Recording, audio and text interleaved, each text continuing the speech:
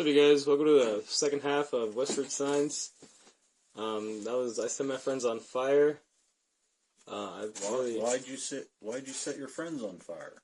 Because they deserved it, and it makes for a good album cover. And I'm an arson. I think that's a picture of. It's a very graphic picture of that song we just played. Shoutouts to YouTube. Anyway, we heard a horror story from the record labels. You know, as a band, we always hear, all kinds of shit like, don't sign with the record label. They're gonna take all your shit. They're gonna control your music. And then I remember getting into a conversation with this guy about that. But I was like, but they hook you up with like tours and shit. They hook you with, support you. Like label. They have funding and shit like that. Well, but are they really supporting you? Are they like giving you enough to feed you and? I think they give you some shit. Extra I don't really know how it works. But I mean, you always see the bands that have a record label living it. This band, I Set My Friends on Fire, they got popular like through YouTube and shit. Like they were like a YouTube sensation, and they did a cover, and then fucking got passed around a lot. And then Epitaph like picked them up. They had the first album, and it was fucking all badass. And they had to release their second album, and they fucking worked on it, whatever, and thought it was all cool. When they turned it in, they were like, no, we're not going to release this. And they fucking worked all hard on it. They didn't want them to release it. And then that's like bullshit, man, because you're like a fucking band. Like, no, fuck you, take it or leave it. But if you signed a contract with them, you can't just leave. So they had to make another one. So they came out with the other Astro Rejection, which I still think is good, but I always thought like it had like kind of editing kind of flaws, Like, it some seemed a little rushed. Yeah, rushed. And then you can tell, dude. I talked to the drummer,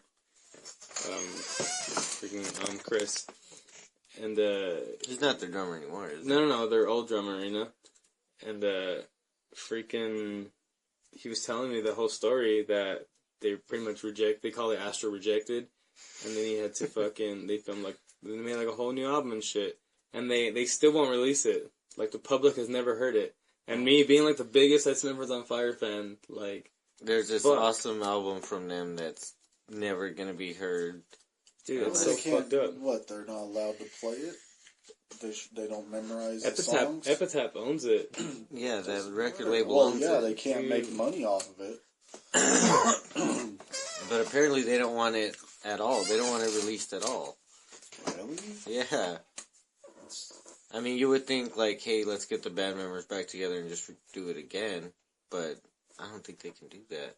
Yeah, if you want. Plus, I don't think they have the same band members. They should only be able to hold on to it for a while before it becomes public property, right? I guess not, man. They funded the fucking recording for it. They did all that shit. Isn't that weird though? Like, yeah, it came out of my brain and my fingers, you fucking dick. So I mean, does that mean like if fucking Matt wants to just walk down the street singing that shit to himself, they're gonna fucking drive up in a van and throw him in it and fucking. He can't even perform it acoustically. Yeah, it'd be like the fucking record police. You drive up in a van and just. Where are you, the fucking music Nazis? Throw a bag over his head.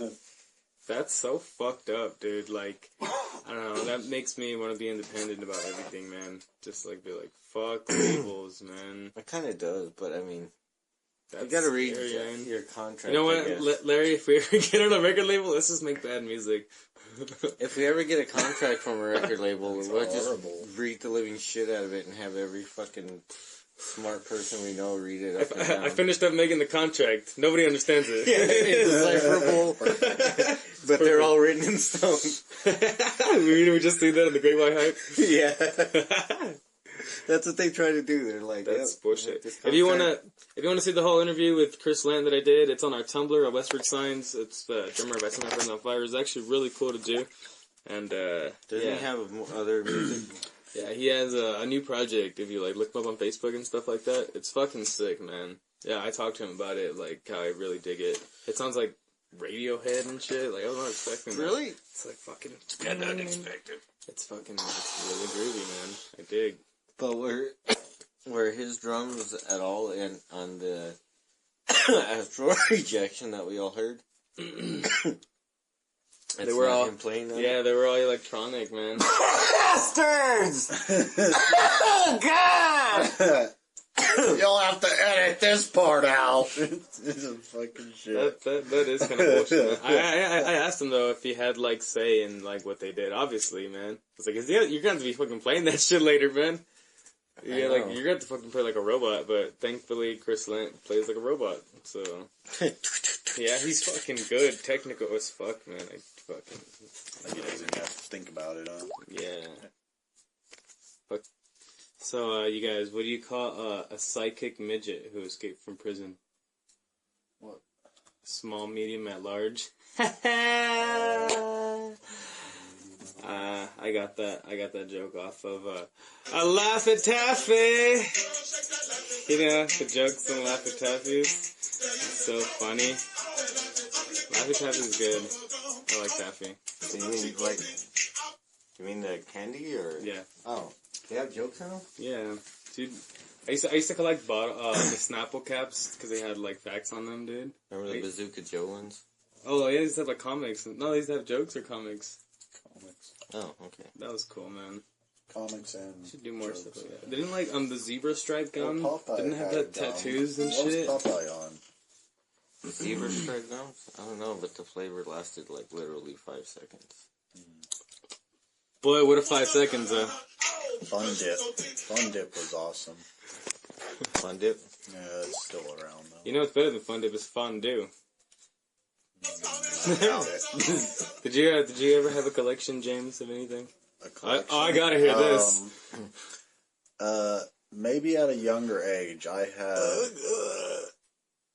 It wasn't. I had a few different things. So I had like a train set. A train My set! bed. Motherfucker said train set! A train set.